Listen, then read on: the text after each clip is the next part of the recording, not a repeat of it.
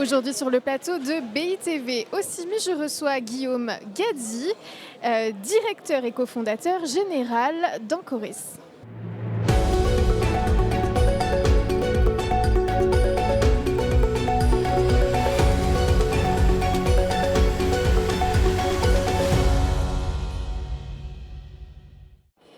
Bonjour, merci d'être avec nous. Bonjour, merci de m'avoir invité. Vous venez de participer à une conférence crise économique et foncière, quel avenir pour les territoires? Donc dans ce contexte économique difficile, comment les territoires réagissent? Quelle stratégie en fonction des différents territoires? Alors je vais commencer par dire que oui, on a un contexte économique qui est difficile, qui manque aussi, en tout cas dans lequel on n'a pas beaucoup de visibilité. C'est ce qui crée beaucoup d'incertitudes sur le marché et c'est aussi pour ça qu'on a des difficultés aujourd'hui. En tout cas, nous on travaille à la fois pour les entreprises et pour les collectivités et on sent que pour les entreprises, elles ont besoin d'une visibilité au niveau politique sur les grands plans de l'État, de la stabilité, et pour les entreprises aussi. Elles vont avoir besoin de certitudes sur le marché pour dégager des capacités d'investissement. Ce qui est vrai aussi, c'est qu'on dépeint souvent un tableau assez noir en ce moment. Il y a beaucoup de plans sociaux, beaucoup de fermetures d'usines dans la grande distribution, dans l'industrie. Et on a tendance un peu à oublier qu'on reste la 7e puissance économique mondiale, que la France, mine de rien, se porte mieux que la plupart des pays dans le monde. Et aujourd'hui, on est confronté à ces difficultés-là. Et les territoires collectivités, donc ça veut dire les villes, les régions, les intercommunalités, prennent ces sujets à bras-le-corps.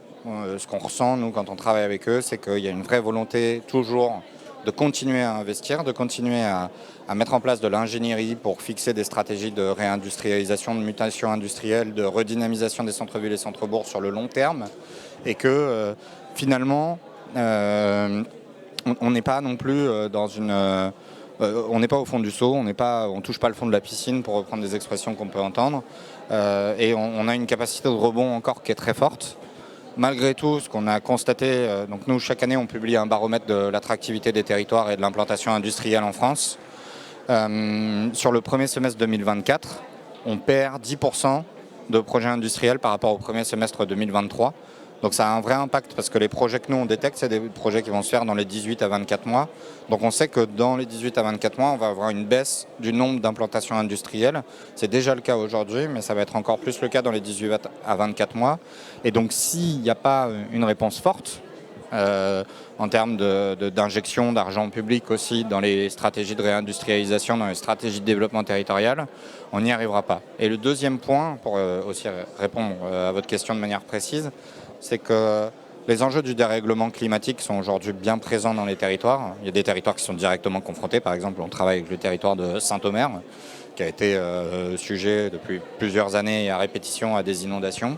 On voit que ces effets du dérèglement climatique créent des impacts directs dans les territoires, mais aussi sur les entreprises qui sont présentes dans ces territoires.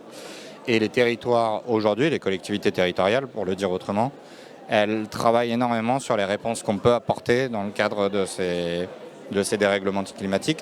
Pendant la conférence, on avait aussi le maire de Servoz, Nicolas Évrard, qui était présent et qui intervenait à mes côtés, et qui en fait nous disait, nous, territoire de montagne, on a besoin de repenser notre modèle économique. On ne peut plus capitaliser uniquement sur l'or blanc, pour reprendre ces termes.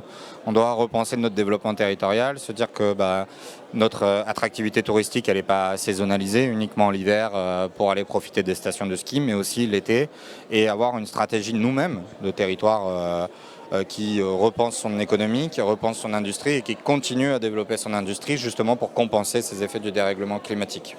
Mais comment répondre aux enjeux immédiats en peu de temps?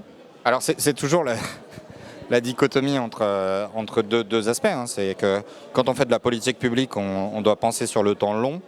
Et ce que disait très bien Benoît Apparu, donc le maire de Châlons-en-Champagne qui intervenait pendant la conférence aussi à mes côtés, c'est que les concitoyens, ils attendent des réponses immédiates.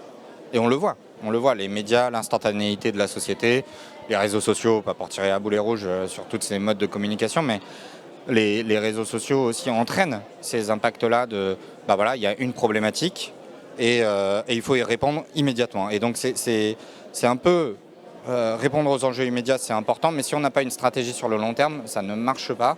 Et en plus de ça, aujourd'hui, les collectivités territoriales sont confrontées à plusieurs phénomènes. La raréfaction des talents, qui touche évidemment les entreprises. D'ailleurs, dans notre baromètre de l'attractivité qu'on publie chaque année, les deux enjeux principaux, à la fois pour les entreprises et pour les territoires, c'est la disponibilité foncière et la disponibilité des talents.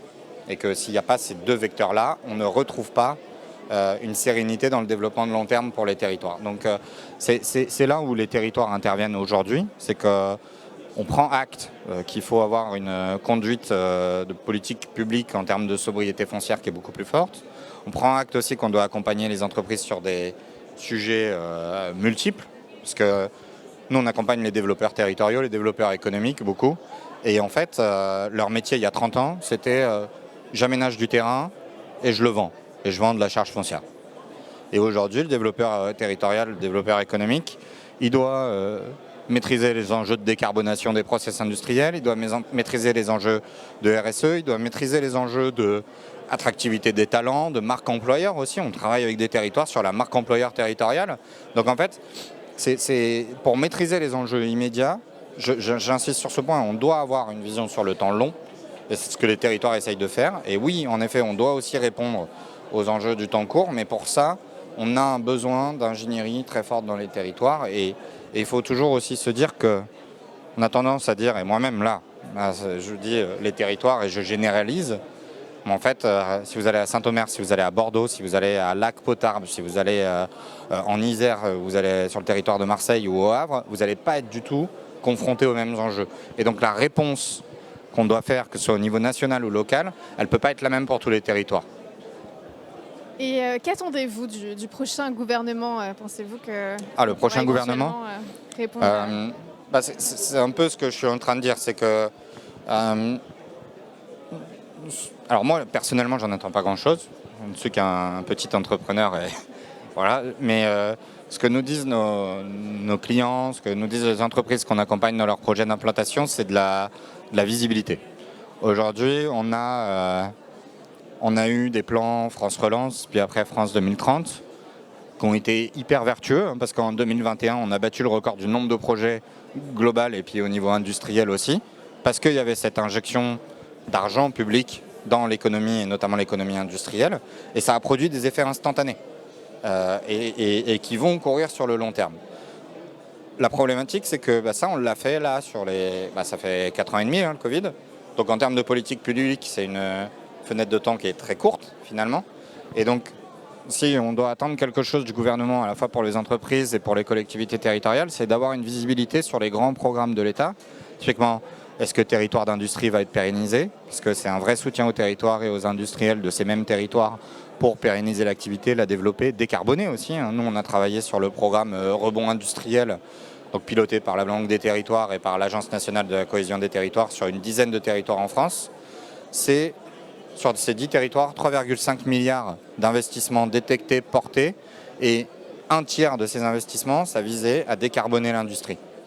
Donc c'est assez important de se dire que quand on met en place une politique industrielle, quand on met en place une politique de la ville, une politique de réindustrialisation des territoires, il faut que ce soit porté sur le temps long, parce que le développement économique, l'attractivité d'un territoire, et même de la France, si on se projette un peu plus largement, ça se décrète pas. C'est des stratégies qui sont sur le temps long, parce qu'après on crée des effets d'entraînement et on crée des... Voilà, c'est des mots un peu bateaux, mais on crée des synergies entre les territoires et les entreprises, et ça c'est déterminant si on veut se projeter à long terme. Merci beaucoup d'avoir été avec nous. Avec plaisir, merci de votre invitation. Et merci à vous de nous avoir écoutés. On se retrouve très vite sur BITV au CIMI.